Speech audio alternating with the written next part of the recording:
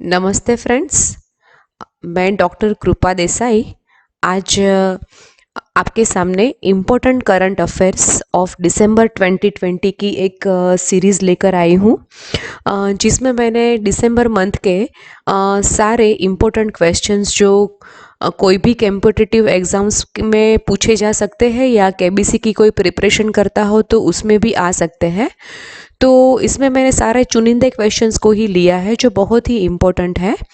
तो प्लीज़ मेरा ये वीडियो ध्यान से देखिएगा और जो भी केबीसी की प्रिपरेशन कर रहे हैं या फिर कोई भी कॉम्पिटिटिव एग्ज़ाम की प्रिपरेशन कर रहे हैं उनको शेयर ज़रूर करिएगा।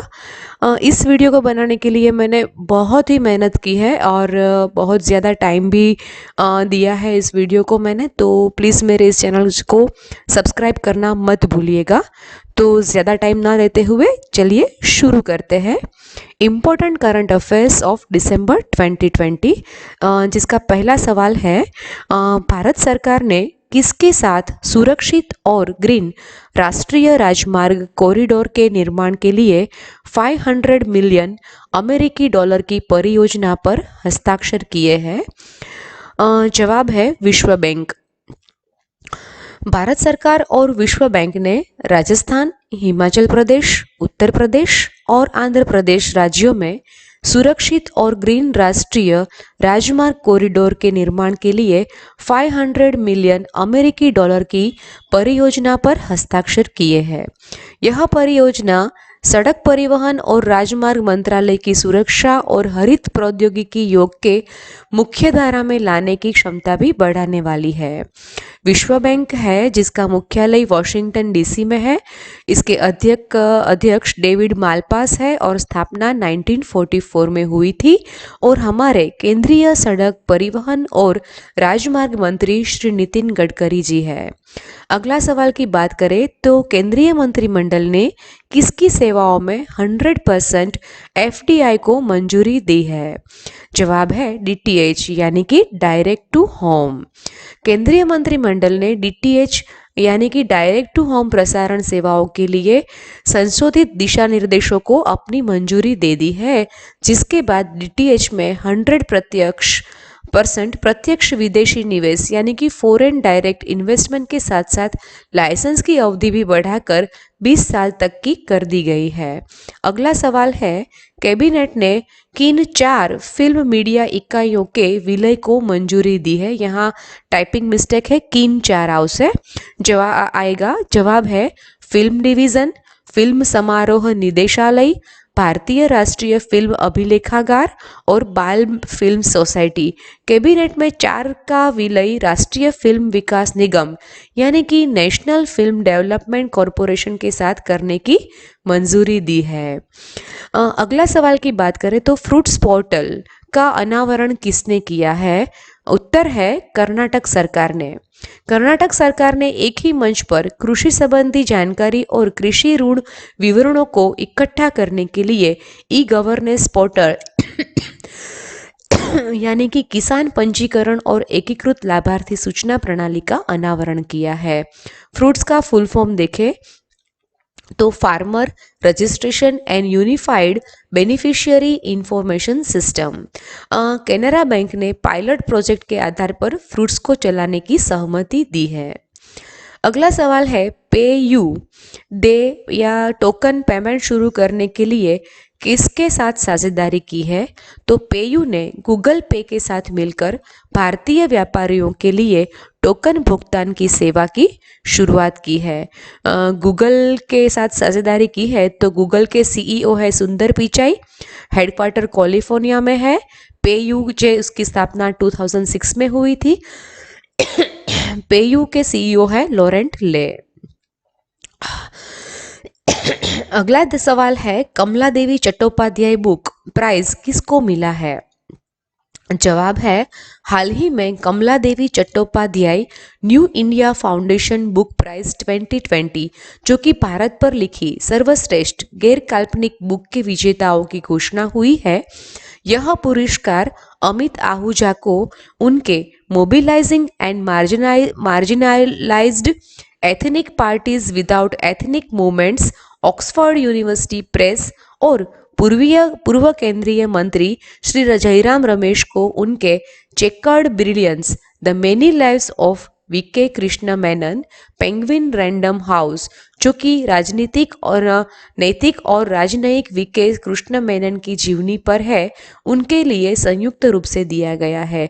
यानी कि यह पुरस्कार अमित आहूजा एवं जयराम रमेश जी को मिला है और उनको नगद पुरस्कार दिया जाता है।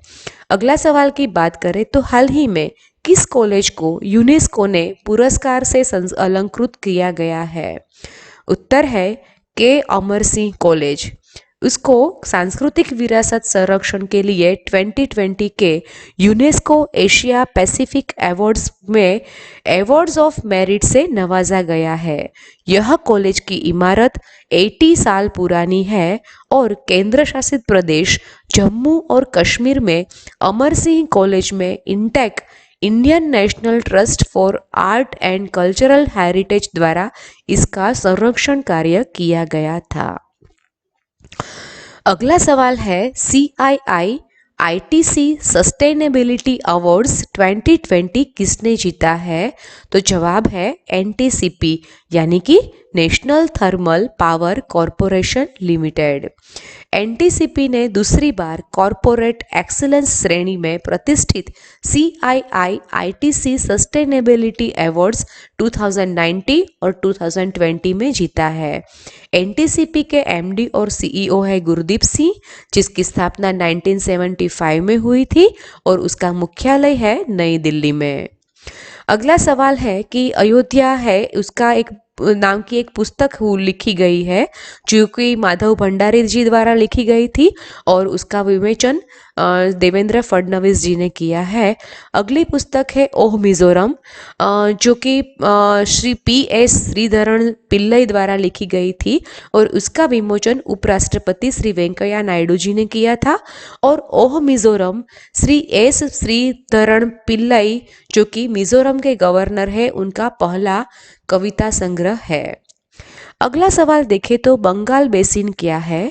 जवाब है पश्चिम बंगाल के पहले तेल और गैस रिजर्व, जिसको बंगाल बेसिन का नाम दिया गया है, वो केंद्रीय और पेट्रोलियम प्राकृतिक गैस मंत्री श्री धर्मेंद्र प्रधान जी ने पश्चिम बंगाल के इस बंगाल बेसिन को राष्ट्र को समर्पित किया और बंगाल बेसिन की खोज और स्वामित्व oil and natural gas corporation के पास है।